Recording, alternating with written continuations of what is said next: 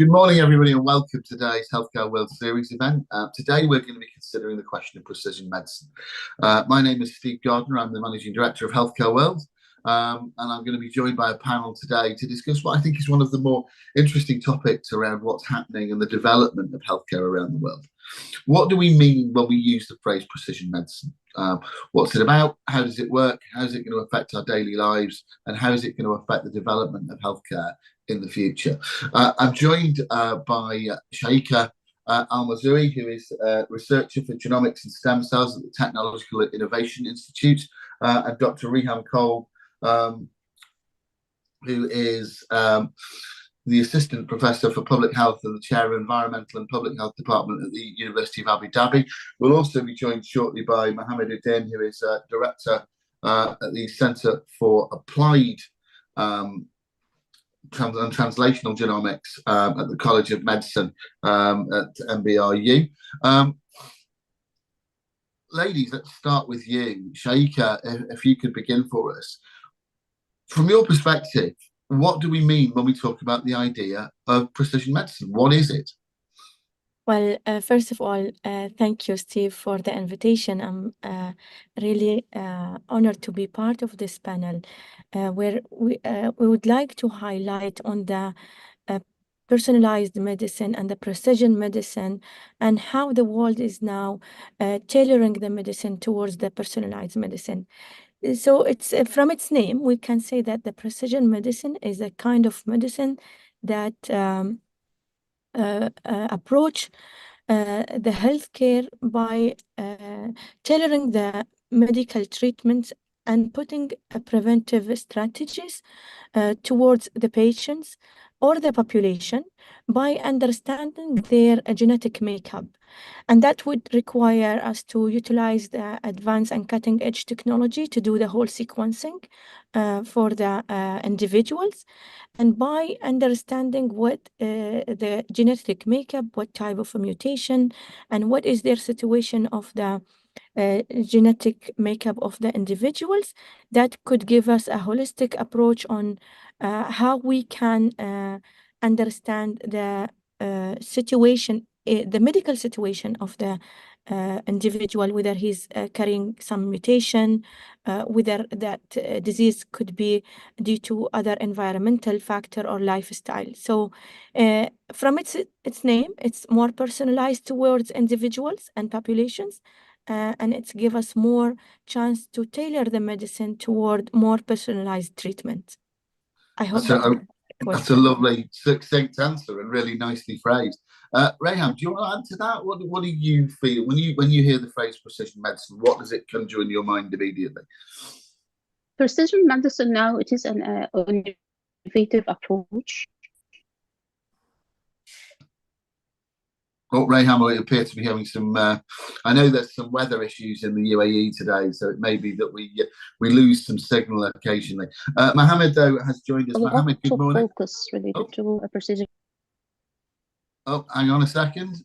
Reham, are you back? We lost you for a moment there. Can you hear Yes, can you hear me now? That answer again? I was just explaining that I believe that we're having some weather problems in the UAE today, so there may be some connection issues. Do you want to just start that answer again for me? Okay. For me, innovative medicine, it is precision medicine. It is an innovative approach, and currently there is a lot of focus related to precision medicine. Since I'm a public health specialist, so I'll look at it from the precision health of view. Now we are looking at a person as a whole. We want to include the biological aspect related to determinant of health with the socioeconomic and the part related also to the behavioral aspect of a person. Precision medicine now include this and how can I say it? It's going to be like a future proactive way to prevent certain types of disease and to identify at-risk population. And we will discuss this further during the session. I think there's a crucial difference, isn't it, between what Shaika was saying about the biological and genomic elements of precision medicine. What you're also talking about is those social determinants, and there's population health is that a key tenet of what we mean when we talk about precision medicine? Precision medicine, currently there is a separation between precision medicine and population medicine.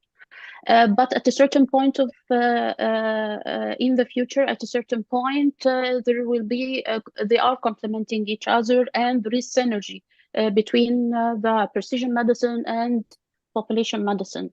Because if I want to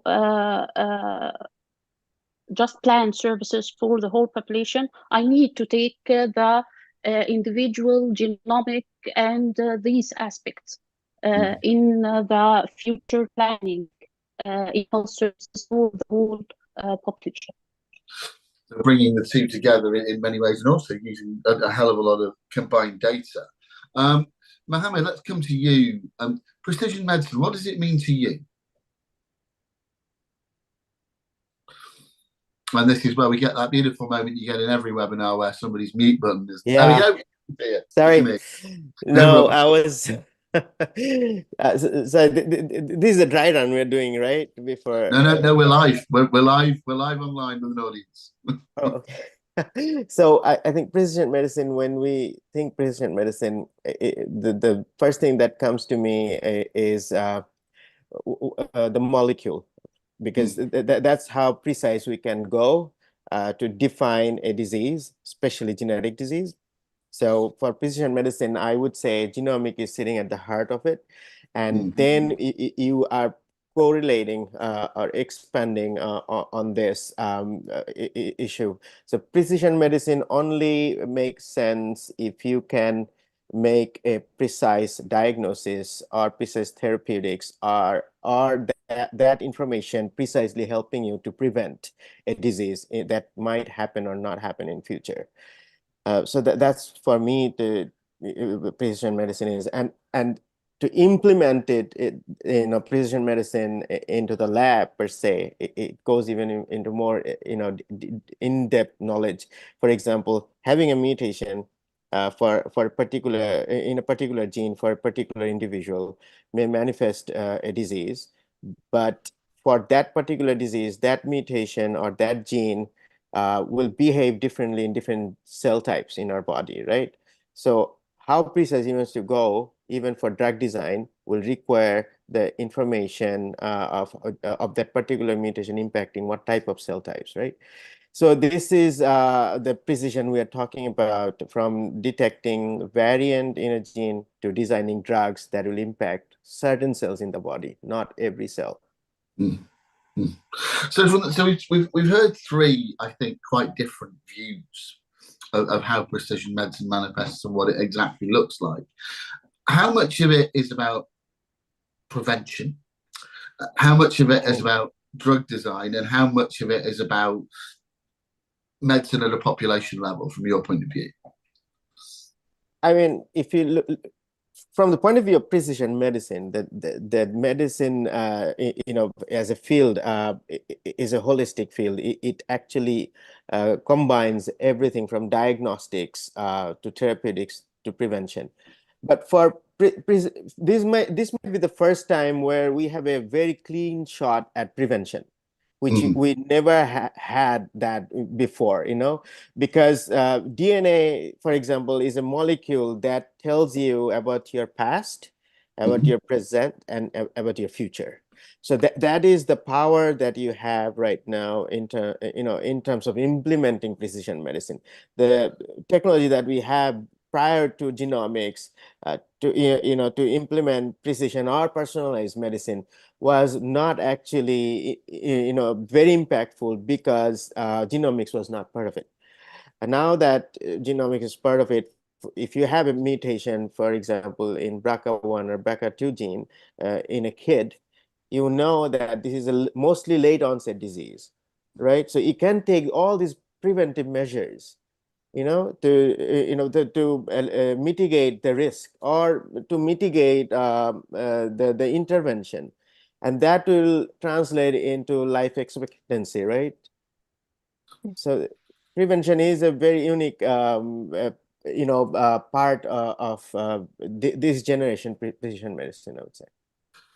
So Reham, coming to you then, As somebody involved in population health, as involved, somebody who's involved in public health, is it about using that information, using that understanding of what potential conditions might manifest in an individual, to get them to make the right lifestyle choices to avoid getting those medicines and those diseases in the first place? The part, just like my colleagues had stated, that the key for precision medicine is the genomics. And here, if we look at it from the population point of view, this means that I need to have a clear look at the genomics of my population, the genetic characteristics of my population. So currently, the core related to precision medicine is still individualized, personalized care, and we see a successful story in oncology specifically. And the part related to the pharmacodynamics, the molecular level, the biomarkers of certain disease. But if I want to involve all of this related to the population, in public health, we are dealing with the whole population. So I can identify through this, the part related to the genomic, I can identify at-risk population. And based on it, I can understand that my current population are susceptible or vulnerable to certain manifestation later on in life, maybe currently or later on in life. Based on this, I'll do intervention and plan services, do behavior modification, and now involve the population to take responsibility related to their health. So here it's not only related to just individualized care. We need to just to implement all of this on population level as well. So this is about understanding, using the genomic data to not just understand the individual and their susceptibility to certain diseases, mutations in particular genes, but also using it to spot trends across a population. So you can apply those interventions across the entire population rather than just the individual. Sticking with this theme of kind of how you implement the findings of precision medicine and genomic medicine, how, Sheikha, does one go about using the information that you find and the gene mutations that you find to actually affect the health of an individual? Is it about tailoring medication? Is it about treatment, preventative treatments? As an individual, how is precision medicine going to change the way that my healthcare is delivered? Yeah, so when we are talking about the personalized medicine, we are mainly talking about the whole genomic sequencing. Because the whole genomic sequencing will give us a depth look to the genomic makeup of the individual. And by that, we will be able to understand what kind of a mutation he's having, what kind of carrier diseases he's carrying, and what is the susceptibility for him to gain some diseases. Not only that, through the genomic analysis, we can also do something called the pharmacogenomics, how his body interacts with some medication. Does his body metabolize this medication given to him, prescribed by the doctors, or does he have some mutation that does not allow his body to really metabolize that medicine and get the benefits expected out of the treatment he's giving?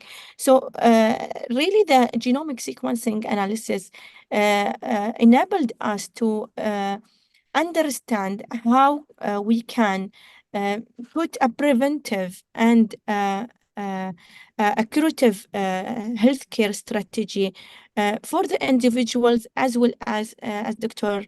Maher says, to the population. As an example, let's say we are buying a kind of medication for the UAE population, and by doing the whole genomic sequencing for the population, we could find that the UAE could have a mutation in such gene which does not allow them to metabolize this drug, and that could affect the patient health as well as the economic of the healthcare here in the country. And by understanding that through the whole genomic sequencing analysis and the bioinformatician tool and utilizing the AI, we are really approaching the goal of a more personalized treatment, as well as more improved diagnosis for the individuals. So what you're saying there, and again, this speaks to what we were talking to Reham about a moment ago, is that a population level in this particular case, you've got a situation where not only is it about targeting particular genomic mutations or issues around individual diseases and creating new medicines, it's also, from what you're saying there, about being able to tweak existing medications to make sure they're more effective for a population. Is that right? Yeah, not only that, say for example, that if we found that the UAE population is carrying some type of mutation which not showing now on the young generation and could show in their future, like in their 50s or 60s, the UAE healthcare strategy will be able to build or to prepare for such kind of circumstances, either by building preventive cautions for this, or to delay the incidence of such implications by understanding them. I mean, Reham talked about cancer a moment ago. I mean, one of the key issues with any kind of cancer, and indeed the majority of debilitating diseases, is early capture, is understanding very, very early in the process that you've got this disease. And I guess one of the things that these genomic interventions allows us to do is to actually understand the likelihood of an individual developing such a condition. So go on. Yeah, exactly that. And it's not only about the genetic analysis and understanding how the genetics is affecting the individual. It's the lifestyle and the environment surrounding him, and the type of diet he's following, the amount of sleep he's having per day. All this will definitely affect the individual health. Yeah, and that's where it kind of links back into that social determinants piece and into the kind of general preventative lifestyle. I must get a quick word in for our sponsors and partners, because as you'll have seen, we've got a fantastic panel here. All of these guys will be speaking at the PrecisionMed Exhibition and Summit in Dubai on the 8th and 9th of May. Healthcare World will be there in force as well. We'll have a special edition of the magazine. We're going to be chairing and getting involved in the exhibition over the course of the week. So I hope to see lots and lots of you out there. And if you want to have a look at our website, the Healthcare World website, there's links there. And you'll all be getting, I think, some emails from us, those that are watching this event this morning. Mohammed, of course, you're going to be speaking there. I want to pick up with you on the points there that Shaika was making. So how much can we achieve with precision medicine? What are its limits? What are its opportunities?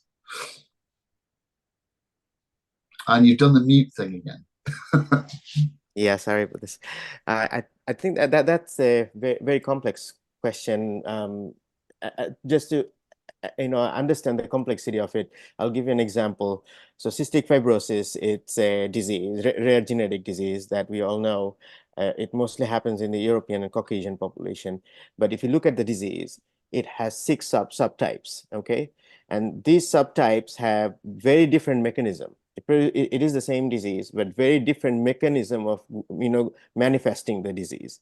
And each of these mechanisms involves different types of mutation in the same gene.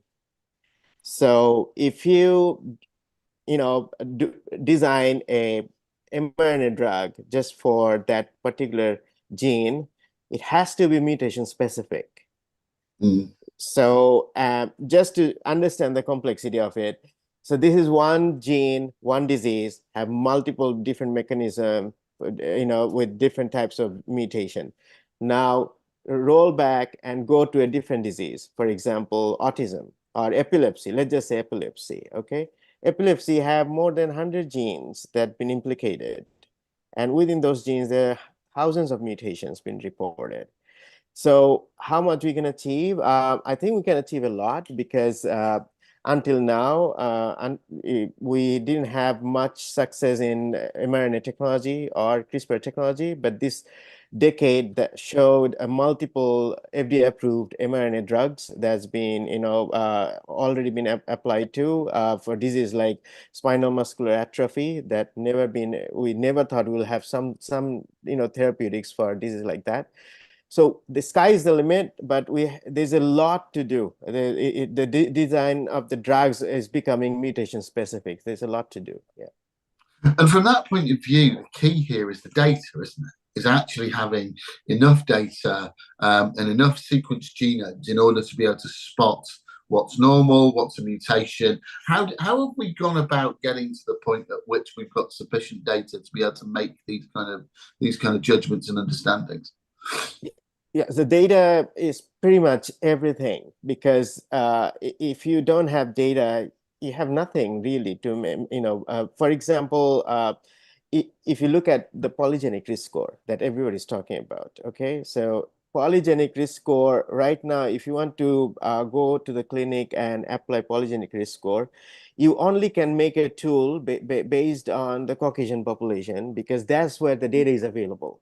There's absolutely no data for polygenic risk score for any of the other population. Maybe some Chinese data might be there, but there's not much in African population. There's nothing from Arabs, not South Asia.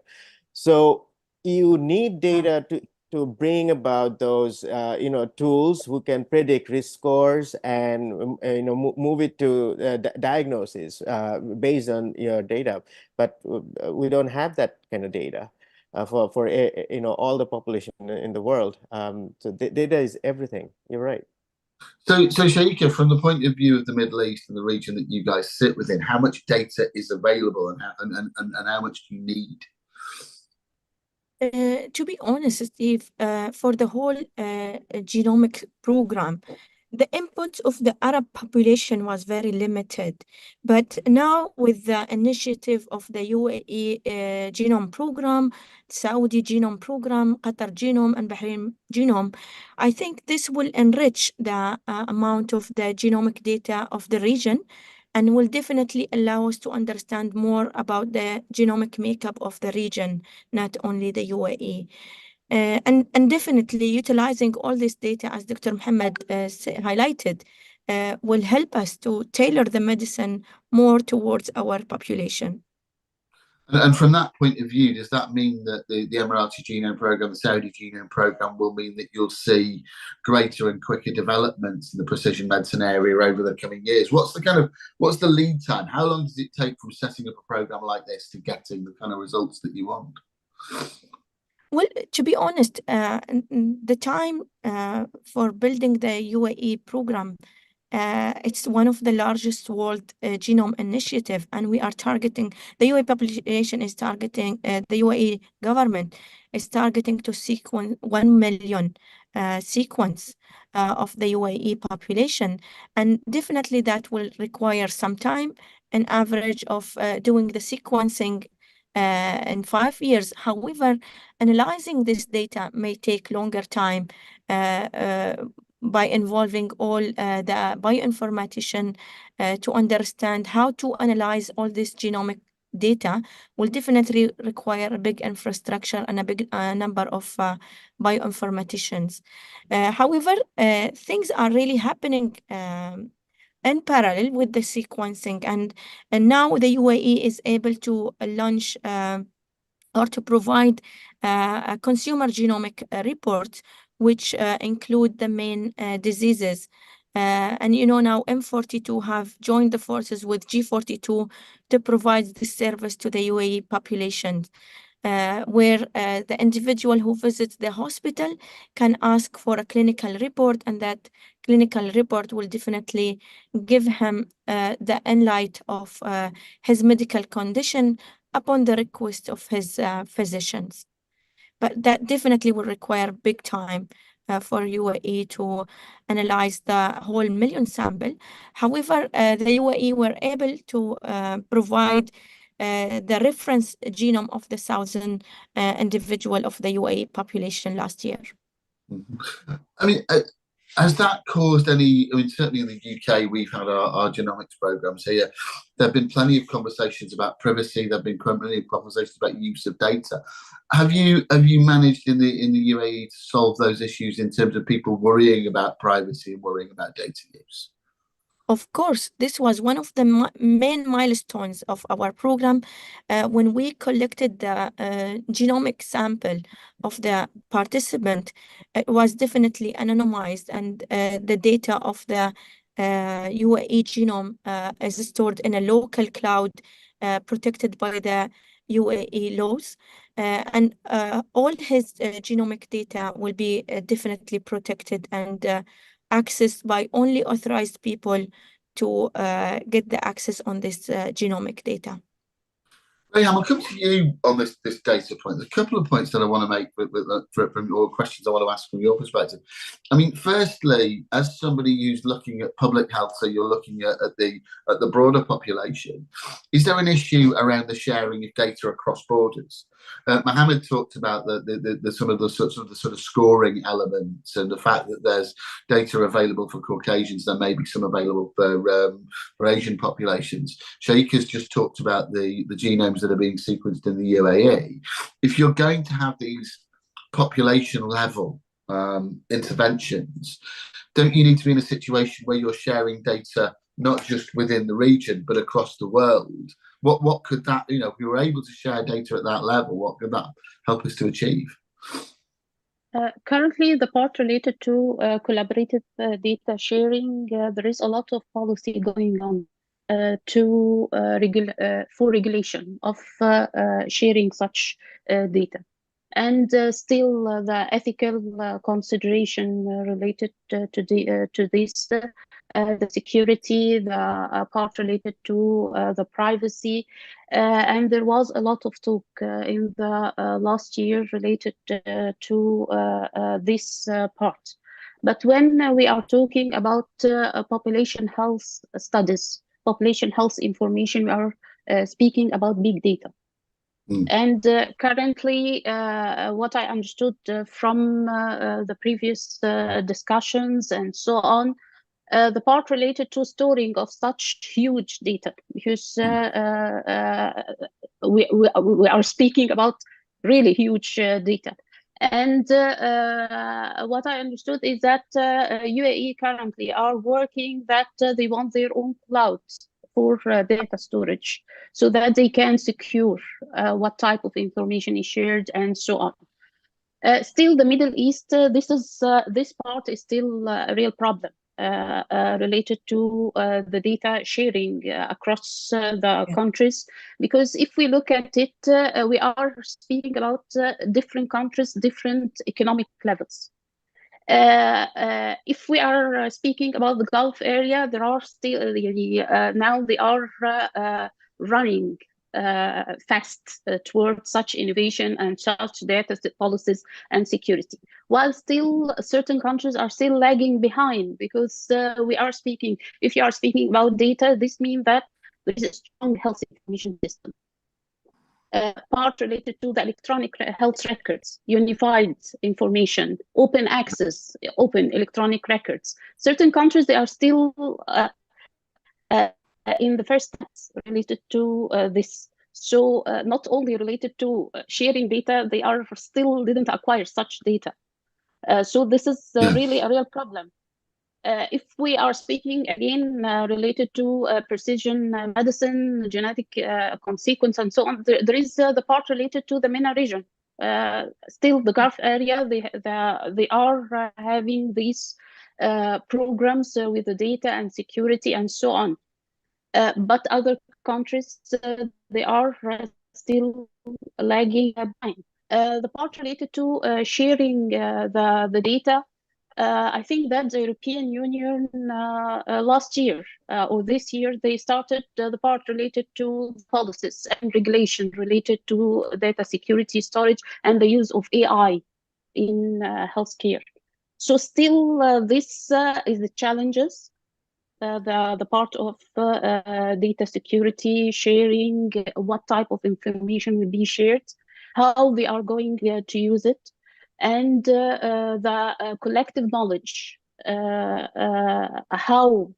by the end of the day, we are going to plan something globally, not only in the part related to national level or even the regional area. We are speaking about the part related to the global aspect, how we are going to deal with it. So the upcoming years will decide what will happen, and I think that most of the countries, they are trying their best to catch the new innovation and to catch new technologies, so that at least they will have the basic part to share certain information. Fantastic. Mohammed, coming to you then, in terms of, we talked about the kind of futuristic element of this, what could potentially be achieved in the future. What if you had access to this level of data globally as opposed to regionally? How would that change what you could achieve? Oh, wow. Yeah. So as I said, if you have genomic data, you know the past, the present, the future of a person. So it gives you a huge control over, predicting many things about a person, about a population as well. So the power is enormous. So that comes with responsibility, how you use it, the ethical implications, and also we should not shy away or because of the ethical implications or misuse of data, you should not think less of the benefit of it, because genomic data at the end of the day, even if we talk about privacy and all that, it's not a private data. I'll give you an example.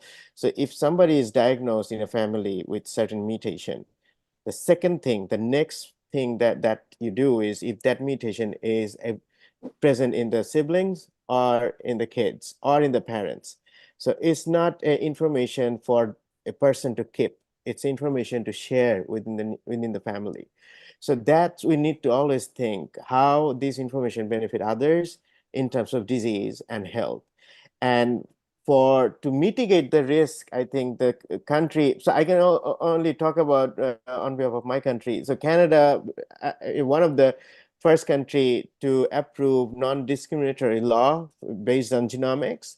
So based on a genomic finding, you cannot discriminate a person. So for example, if somebody have a cancer that get diagnosed, based on that diagnosis, that person should not be discriminated by their employees. So that actually a very powerful law, and this kind of law needs to be implemented in all over the globe. Otherwise, it's hard to mitigate the risk that associated with data sharing. I mean, if you had friends coming to you and saying, Mohammed, you know what, I'm really not sure about this genomics thing. I'm not sure whether I want to share my data. How would you reassure individuals that they're doing the right thing by allowing their data to be shared?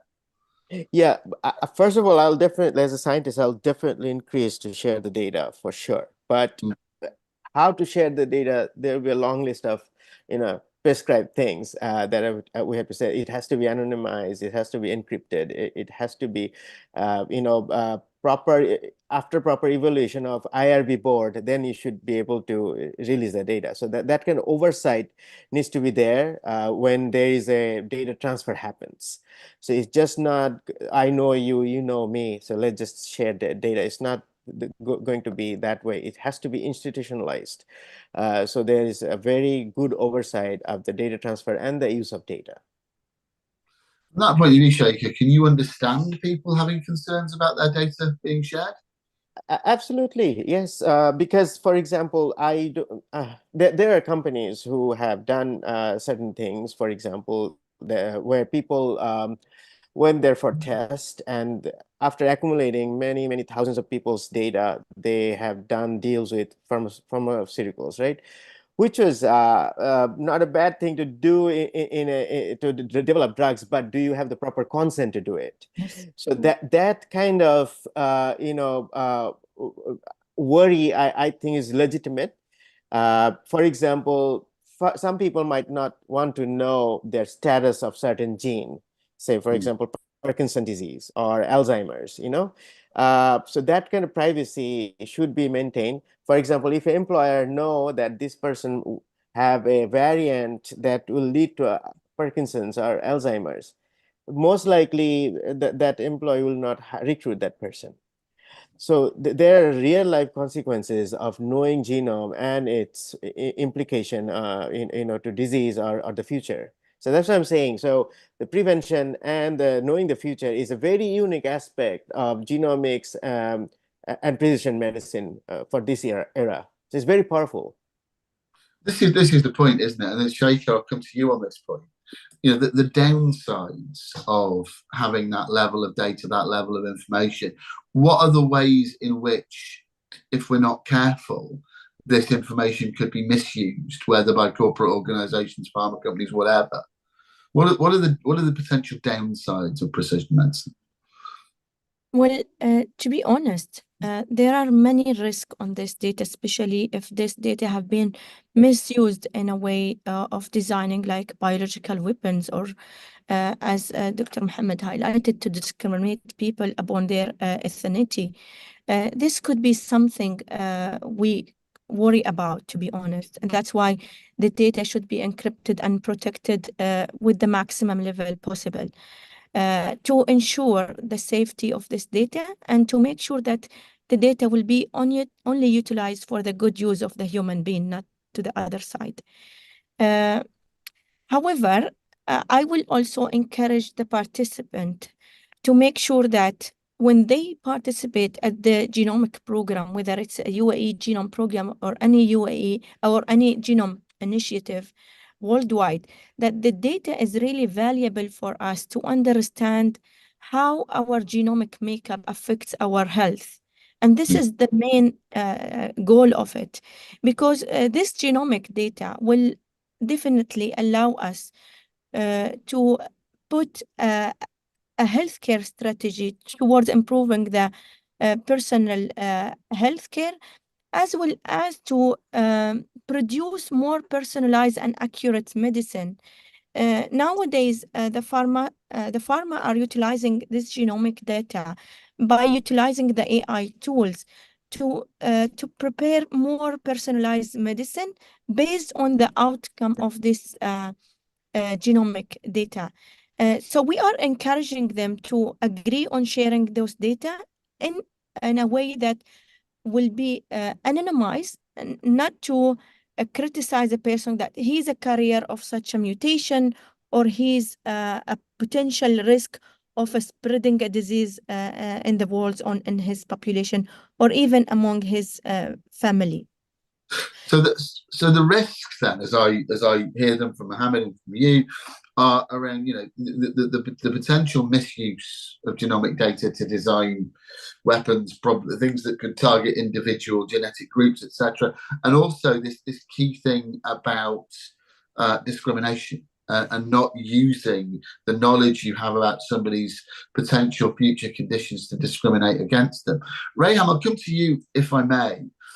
Is it the responsibility then of the governments and regulators to mitigate and legislate away from having these issues and having these problems? And if we put you in charge of the regulator, how would you do that? Okay. The part related to that, yes, there should be clear policies and regulation related to the security and the use of such data. Okay, and there is also the part related to people responsibility, not only ethical part about the how they are going to use it for the decision making, for the planning and all of this. It's not only just collecting the data and keeping it aside. There should be a next step related to what should be done. Fantastic. I'm not sure whether we've lost you there. I know, again, we're having some issues, I think, with the technology, particularly around the weather problems in the UAE. I want to move on to AI and the use of AI and computing power. Mohammed, firstly, just give us an idea here. How important, on the one hand, the ability to sequence the genome and to be able to look at... Can you hear? Oh, Rayham, are you back?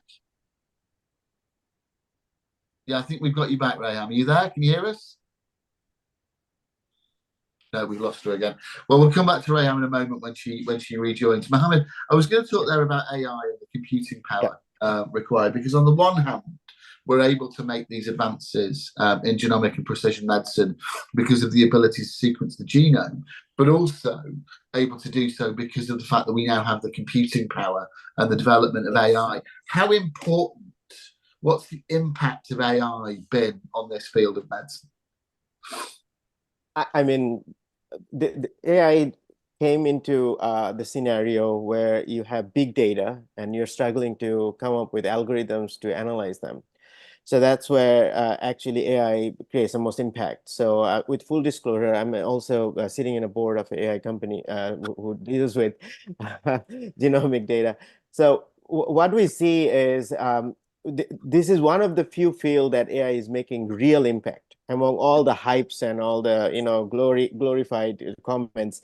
So in my lab, for example, when we do genome sequencing, one of the AI tool we use is to call the bases, and it is more than 99% accurate. So every genome that we sequence goes through this phase of base calling. So that's one thing. Then the second approach is calling the variants. There's a algorithm named deep variant, is very popular in genomics. We apply that every day, every single day in our lab to call the variants, to find the mutation in the genome. And now where we are working, like, for example, my lab and all the startups that we are involved in, they're working on an open-ended question, what this variant means. That's an open-ended question, and that involves all these dimensions of data, that you can attach to or correlate with that variant, right? So it's a huge amount of data that you need to make sense of, and traditional algorithm fails.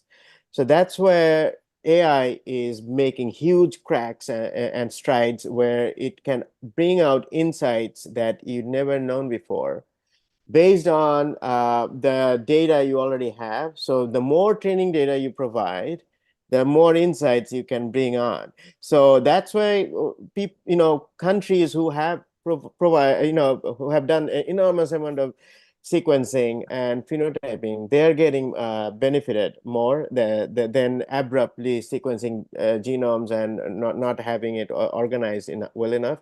So AI actually already creating impact every day in our lab, and it's a future we cannot deny.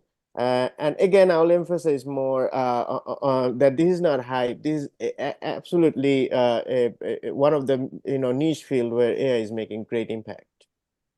Well, I mean, this is a slightly controversial question, but it's one that always occurs to me when we talk about AI. What's the difference between AI and maths? I mean, at the end of the day, is it not simply a question of just using huge amounts of data mathematically? What's the difference? That's a very good question, actually. So I even oppose the word artificial intelligence, because intelligence was never artificial. Intelligence always coming from living, breathing beings. A chair or a table don't produce intelligence unless a human being see it and make sense of it, right? That's intelligence. So it's a kind of like an oxymoron saying artificial intelligence. But you're right. So what it is basically a bunch of mathematical formulas, that can predict based on the training data. So that's what AI is. From neural net to the transformer in the language models, it's all based on your training highly curated labeled data that is trained on with this fancy algorithm or mathematics. And that's what it is. So you can call it AI, you can call it machine learning. I like machine learning far better than the word AI, because this is actually, you are building a machine that is trying to learn from your existing data. It's a really interesting one, and Shaker, I'll come to you on this point, and Rayham both, I think. Yes. Because we just talked about the whole idea of genomics and data and people being scared of their data being used. Using a term like AI, are we not just, are we not doing the same thing again? Are we not just providing a term that actually frightens people? AI is not, as a concept, is a scary idea, but actually this is not about, this is about computational power, isn't it? Yeah. Yes, and actually, it's really important because if we do only sequencing and we don't have the AI tools or the bioinformatician's tool, it's just like that you are cooking something and you cannot eat it. So exactly, because without the bioinformatics and the AI tools, we won't be able to analyze all this data, genomics data. It's a huge data, and we are talking, for example, about the UAE genome, which is 1 million participant. We would definitely require a huge computing power, and that will require definitely an infrastructure to be prepared before starting that program. And to highlight on this, the UAE bought the 26 supercomputing power in the world, which is the Artemis, based in the UAE, to be able to hold all this genomics data, and also to utilize the AI tools to analyze all this genomics data. As Dr. Mohammed said, once we have all this genomics data, we need to put some algorithm that will enable us to put all this parameter together in order to come with an outcome, a clear outcomes. Are we correlating the genomic data with the health records of the patient, with the genomic data and the phenotypic data to understand how the disease is really working? And if we are treating the disease, how that disease or the treatment is affecting the outcome of the health service provided to the patient. That all will definitely requires an AI tools and supercomputing power to enable us to analyze all this data and to come with a clear outcomes out of this genomics. I don't know if you've got this, if you know this, but is it, have you got any idea of scale? I mean, a single human genome, I think, takes up an enormous amount of data storage space, and you've got 1 million of them. Do we have any idea of how many terabytes, gigabytes of data there is in a human genome, and how much data there is sitting in these supercomputers? Yes, so for the human being, we are talking about 3 billion base pair. So that will require definitely almost 300 giga for it to be stored.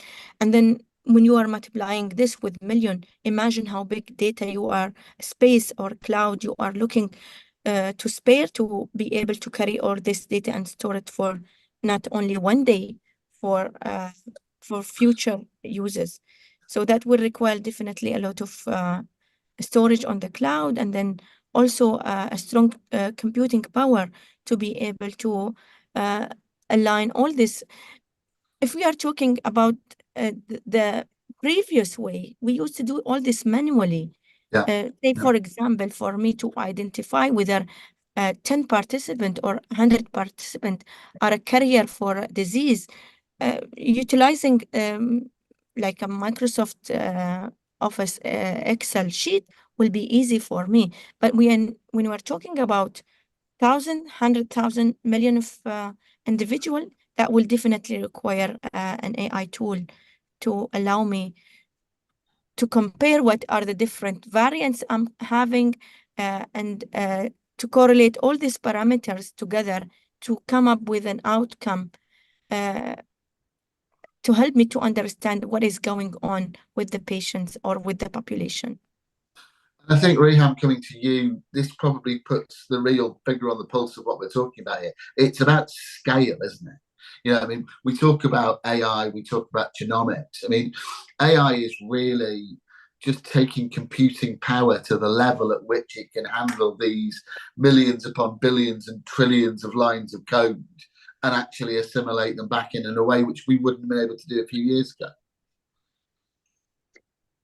Currently, AI, it's going to be like the key player in in all of these puzzle, because the part that we are speaking about now, it's a huge data, and here we are not only speaking about the genomic data. If we are going to speak about the precision health, this means the whole population, not only precision medicine on individual level. Here we want to do the data integration and analysis related to the genomics, the population data, the electronic health record, stakeholders. You will see that there are huge amounts of information, and you are not keeping it or analyzing it for a point of time. We are going to do longitudinal follow-up studies for the future, the outcomes, related to exposure and future risk factor. And now if we enter also the future of the wearable devices and so on, here we are speaking about huge information that a human being cannot just go and analyze it by himself or herself. So the player here, or the key to solve this puzzle, or to regulate all these puzzles together, to place the pieces together to give us the picture, it will be the AI. And here again, we will return back to the part related to the regulation and policy of using AI in healthcare. So sorry that I was interrupted before, but yes, the government will play a huge role in this part to come up with policies and regulation.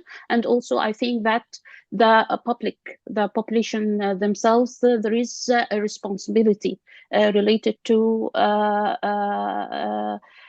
are going to own their own health. We are going to empower them with information for the future. I wanted to just add this part, the part related to the health literacy, because I wanted to comment on it, but I got interrupted.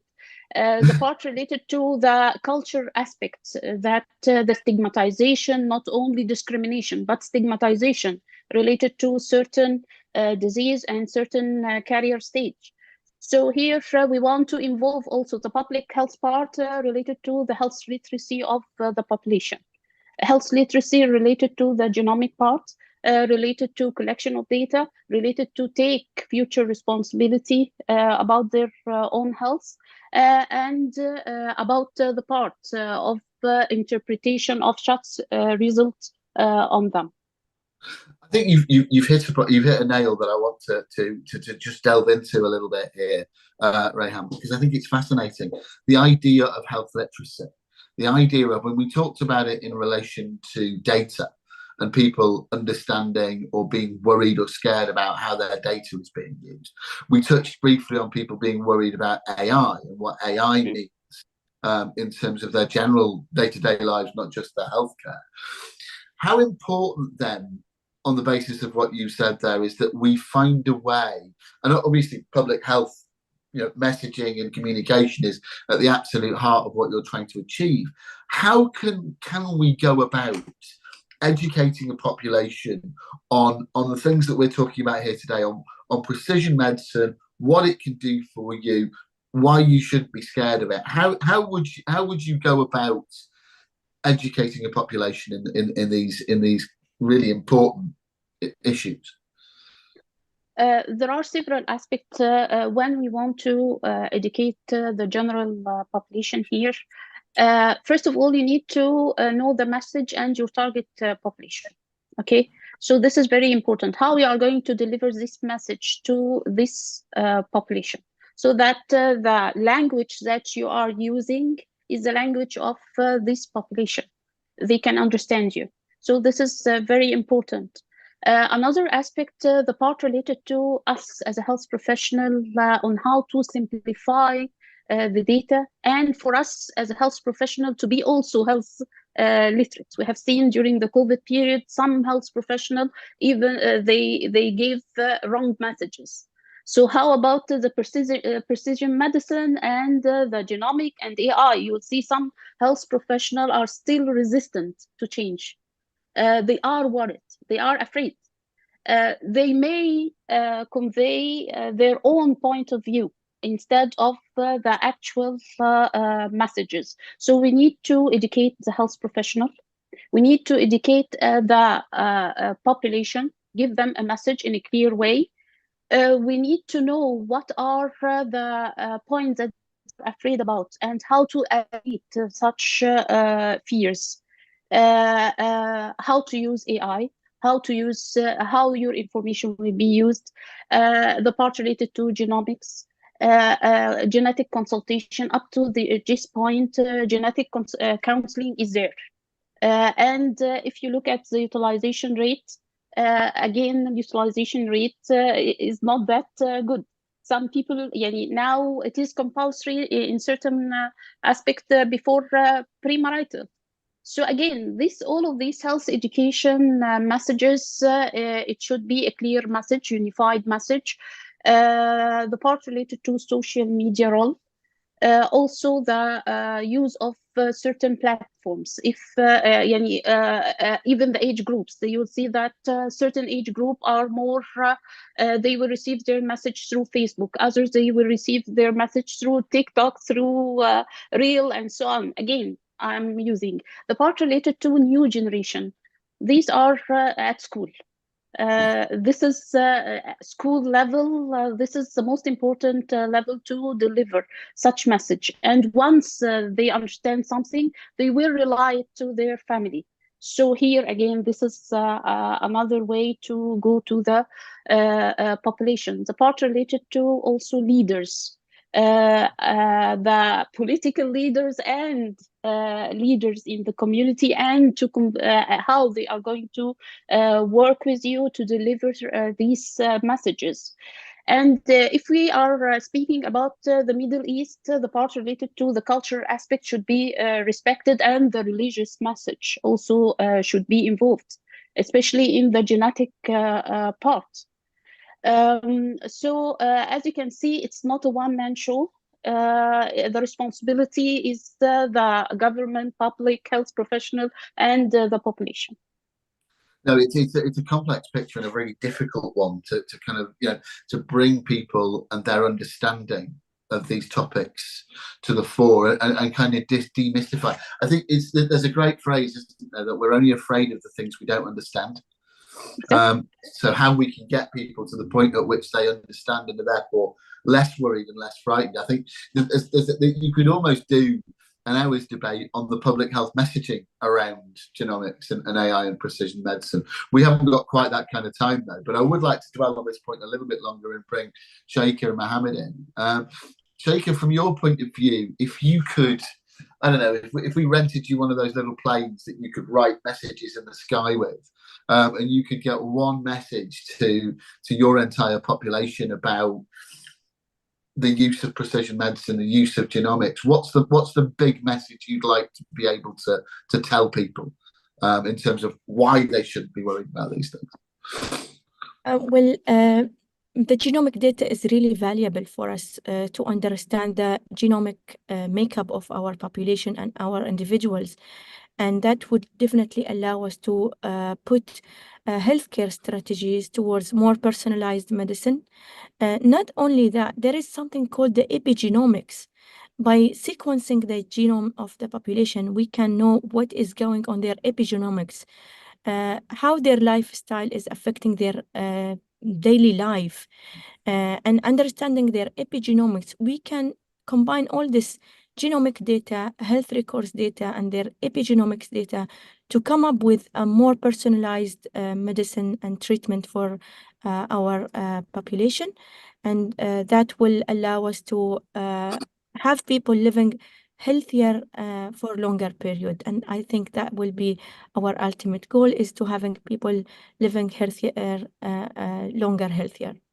So your message to the public then is that if you embrace these things, you've got the chance of living a healthier life for longer. I mean, who wouldn't want that if they could understand it properly? Mohammed, what about you? How would you reassure the population about the use of AI and genomics? Yeah, so I think it was hard before, like a few years ago, because spoke about the application of AI and genomics, but never had a use case. But now we have use case where AI actually helped designing drugs based on the genomic makeup. So these use cases can be put forward and also can be shown to the public how it is beneficial to those particular diseases and how it can be adopted into other domain of medicine. So this is one way of showing the impact of AI and genomics. The other way is to show the future, how this also can help prevent disease, not just designing the drugs now, but AI can be an amazing tool where it can train the genomic data to predict what is the risk factor and what should be the preventive measure, or what already worked, what preventive measure been already worked in other people. So these are the insights that we can use as use cases to the mass to let them know how AI and genomics can be a potent mix to implement the future of precision medicine. So for you, it's about examples, it's about case studies, it's about being able to say, look, using genomics, we were able to predict this issue. This is the impact we've had. We could do more of this, people, if you'll get behind. Yes, because there's two things actually. One, which Dr. Reham was saying, that the health professionals are also sometimes, not sure whether to adopt AI or genomics. There's so many privacy and ethical issues involved. Then also the second thing is there's so much hype into it.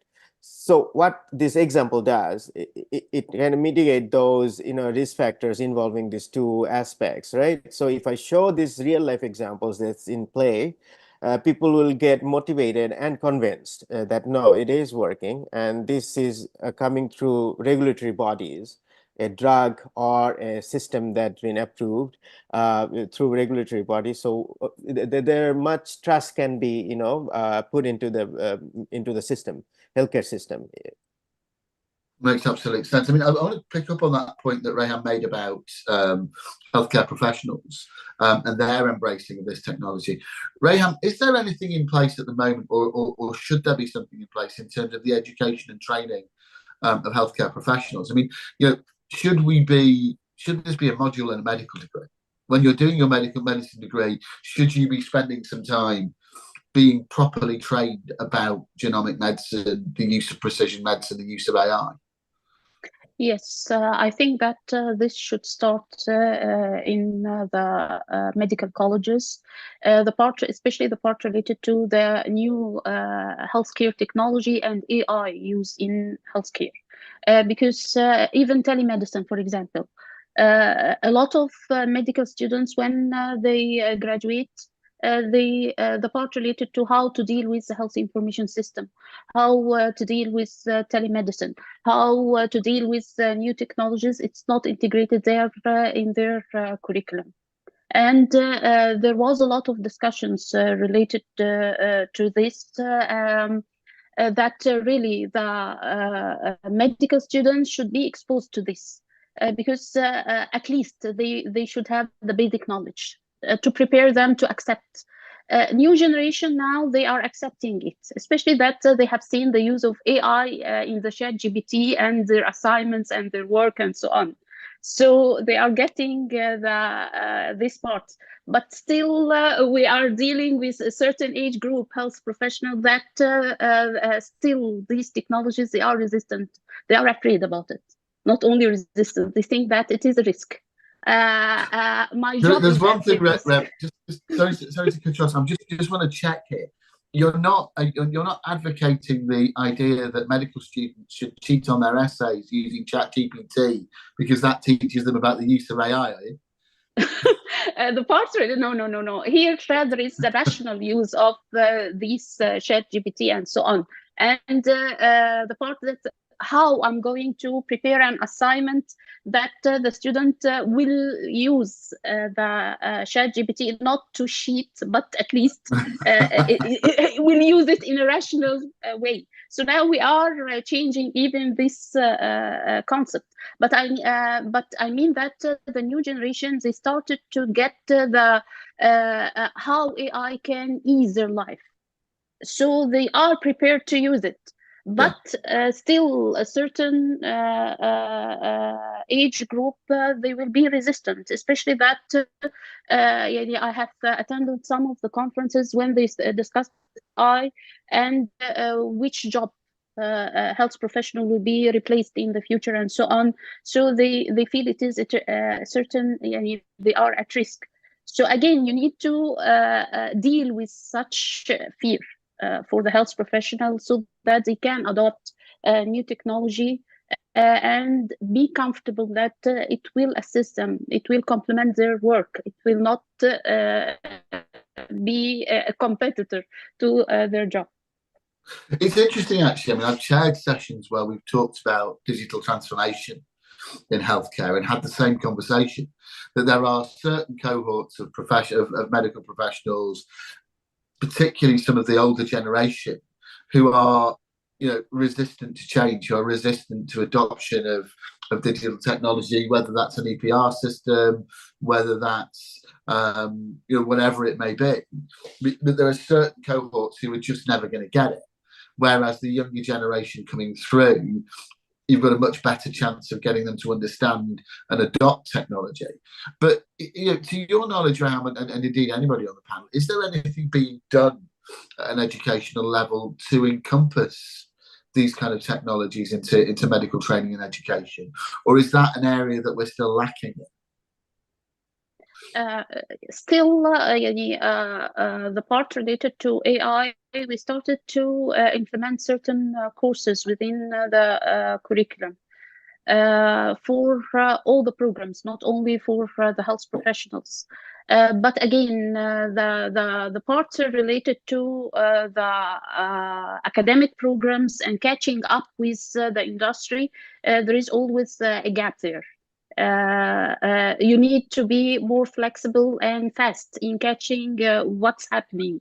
So really, the part related to big data analysis, AI, the part related to genomic, yes, it should be incorporated in all the health programs, allied, whether medical and allied health.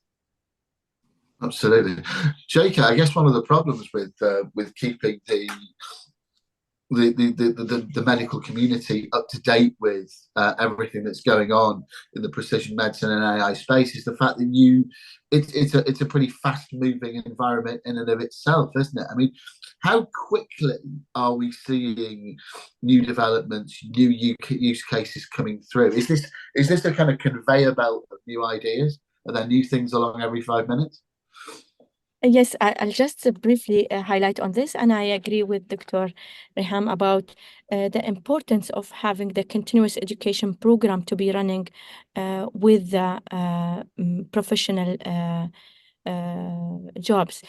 For example, nowadays for us to have all this UAE genome data to be conveyed to the customers at the end, we need to educate the professional at the healthcare about what is the precision medicine, what is the genome, what is the bioinformatics, and how the bioinformatics can read all this data.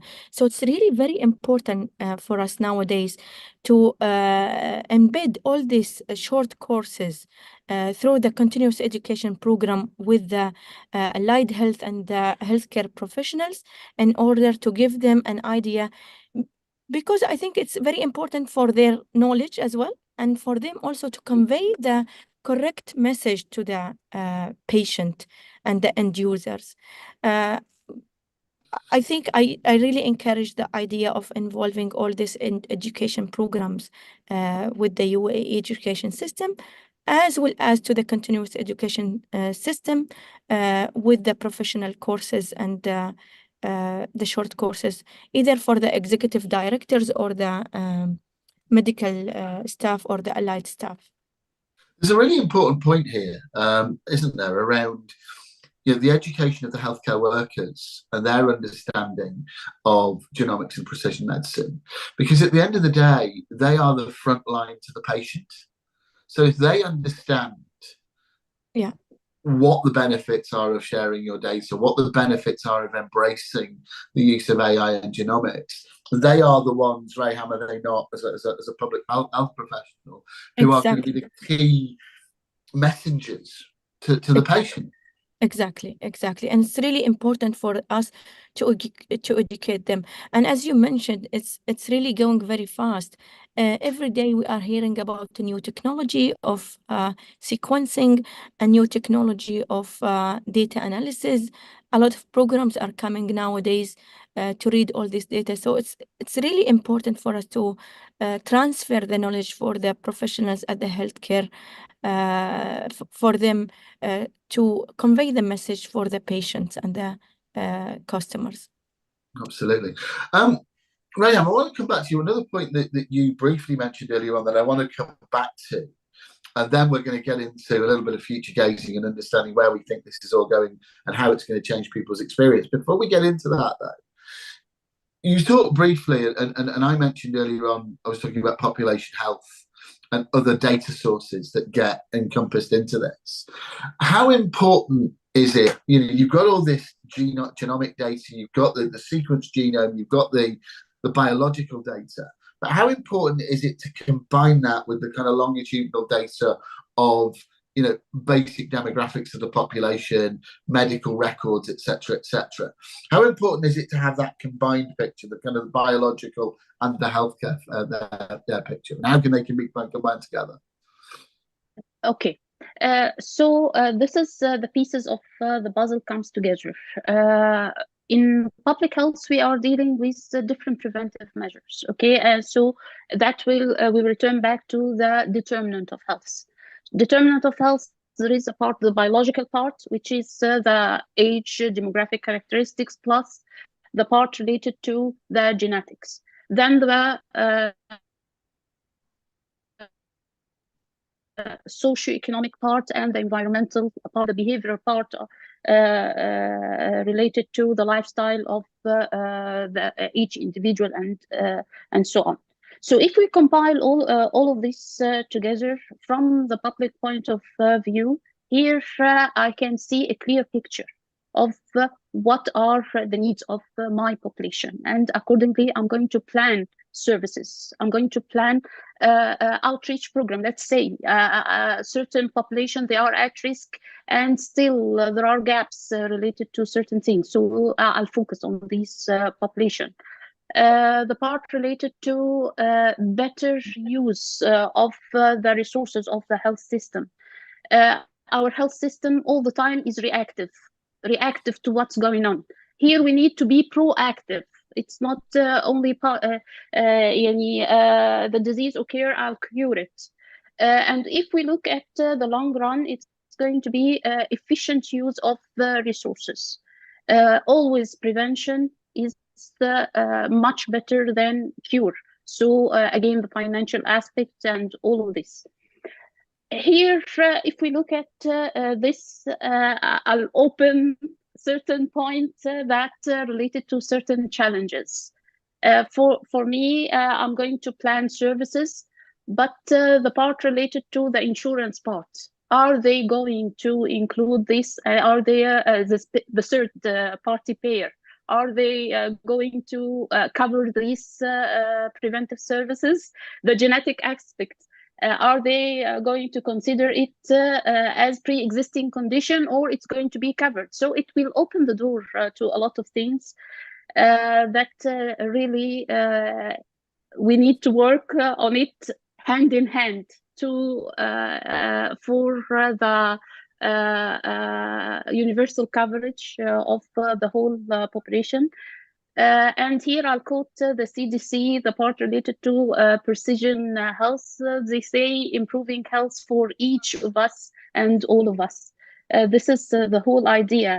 I want to plan services for the whole population. the part related to empowering my population, the part related to they take responsibility and autonomy, decision making related to their future and their life. So all of this should be included and should be discussed hand in hand with the ethical implication and all of this.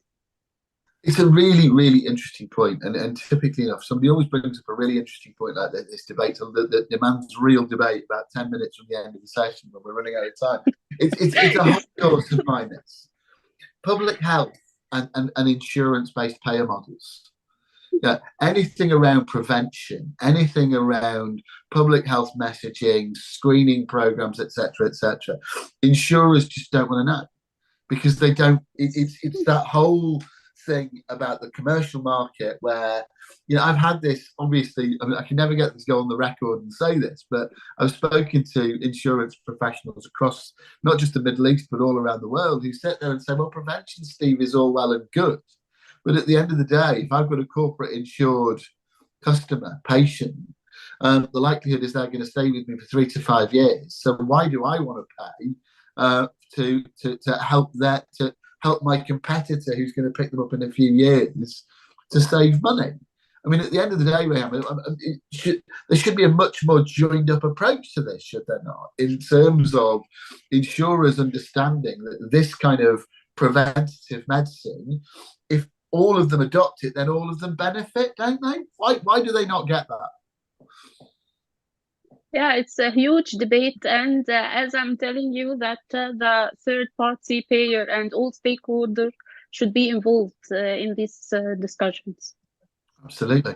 I mean, at the end of the day, we spend a lot of time talking about value-based healthcare, and actually, you know, all of this kind of prevention and prediction that we've discussed here could have a huge impact in terms of what we need. Maybe we need to start a movement, I think. There you go. But we haven't time to discuss that in detail now, unfortunately. Mohammed, I want to come to you on this point about different data sets and uses of different data sets. You know, you talked eloquently about what you can achieve using, you know, the big data that is available from the human genome, but you couldn't do any of this if you didn't have the basic population and demographic data, the medical records, etc., could you? Is that right? Yeah. I mean, as I said, it's a multi-dimensional data that needs to be collated and translated to bring out some insights relevant to medicine, right?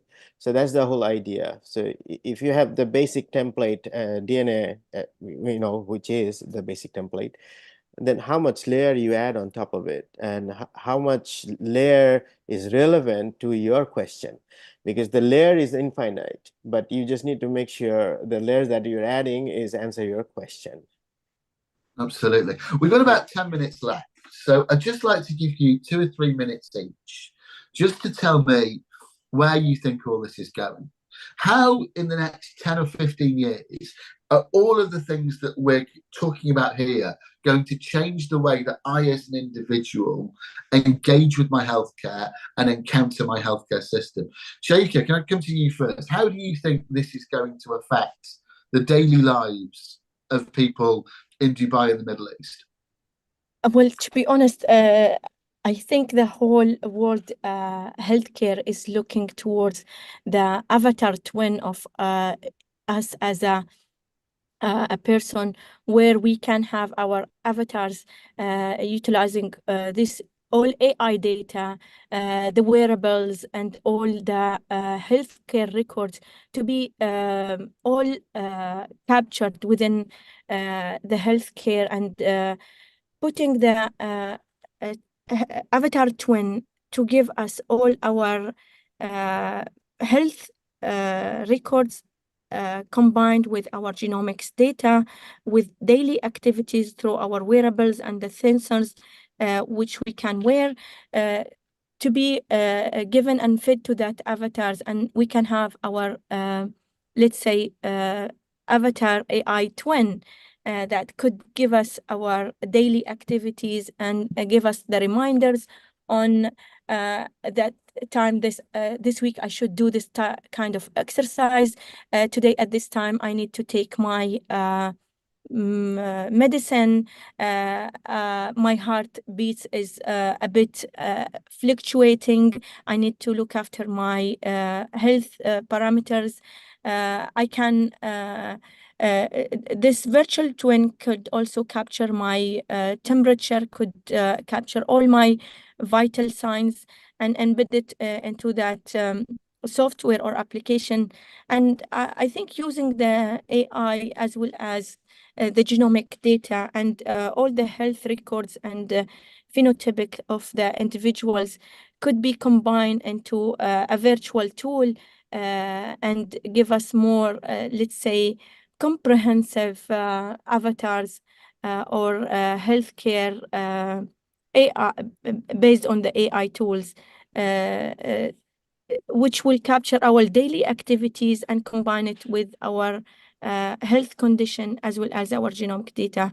And that is the goal of having our personalized medicine on an avatar model. So the digital twin, I mean, the concept has been around for a few years. We've heard various technology companies talking about the idea of creating the digital twin. How far away do you think we are from actually seeing it being used practically? How many years do you think it'll be before we actually have our digital twin? Well, I think it's very soon happening because we are utilizing all the AI tools to capture all the data from the wearables. And then once we got our genomic data ready, we can build an avatar which really give us a very accurate data on our on a daily basis with, and this avatar could be with us at home or in our phones or on an app with the health records. And I think this is very close, maybe in the coming 2 or 3 years. Wow.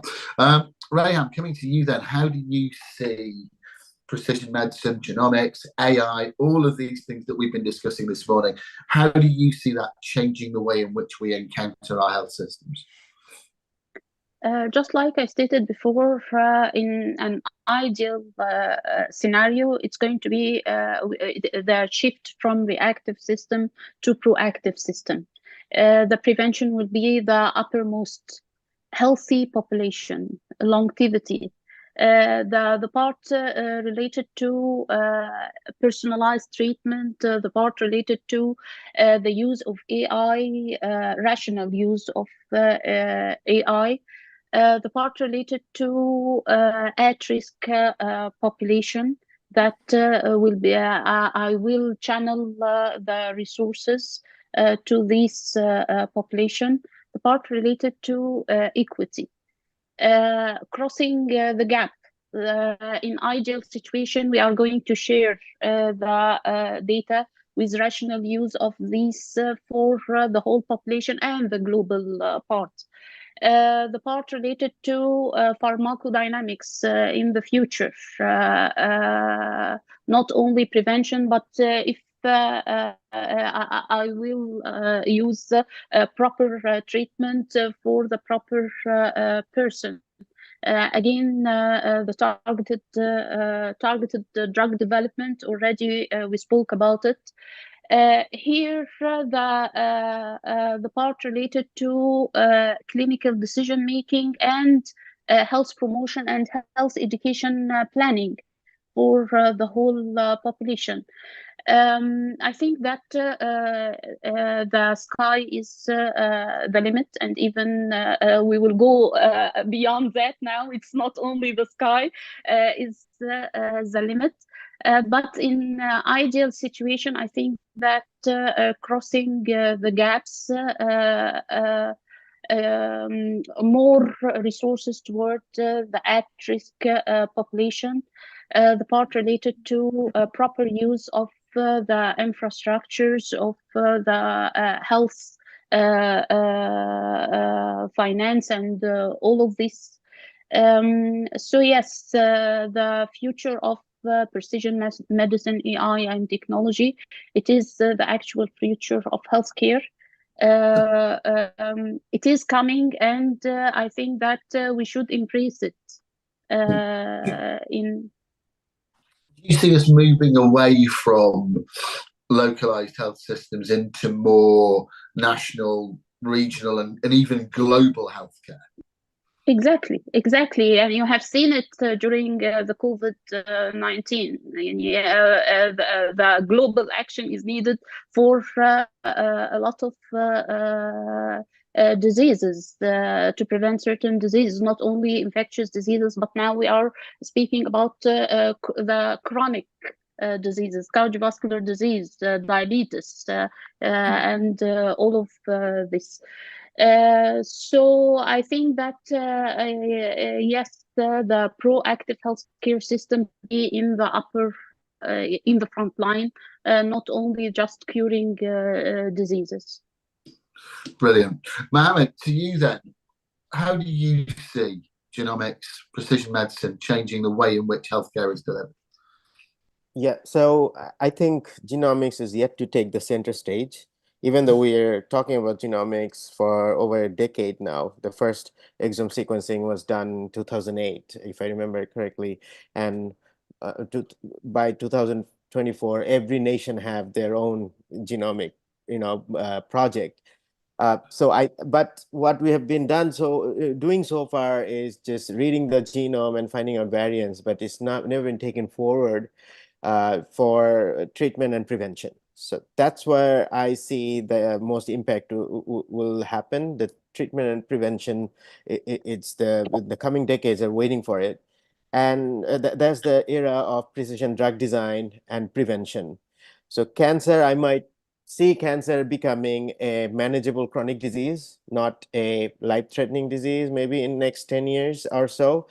And also for cancer, prevention will play the most impact in pan cancer, because just like liquid biopsy, when when it hits the clinic, you can literally see how preventive measures are in play. So, mass scale adoption of liquid biopsy will prevent a lot of this,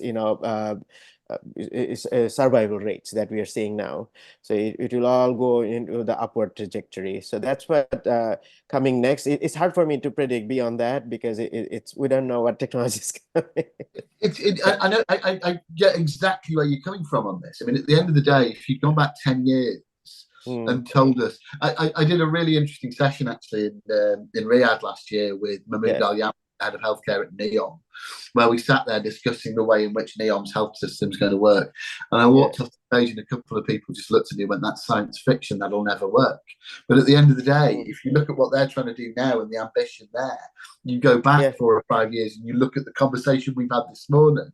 If I told you 5-10 years ago that we would be where we are today, you'd have looked at me like I was mad.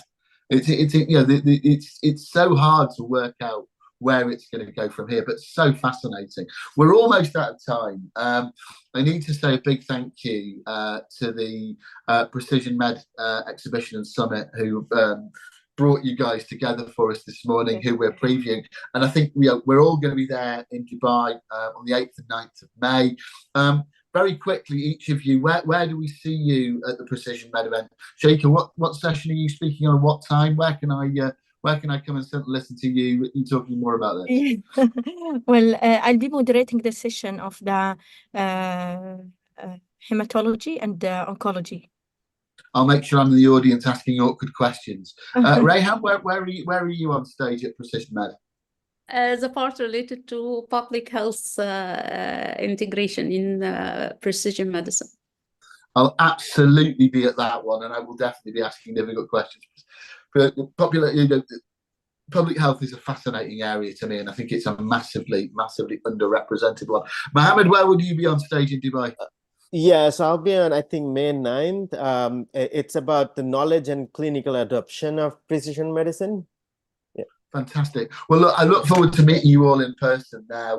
We're almost out of time. Only to say, do sign up for your visitor passes for PrecisionMed. It's going to be a fantastic event.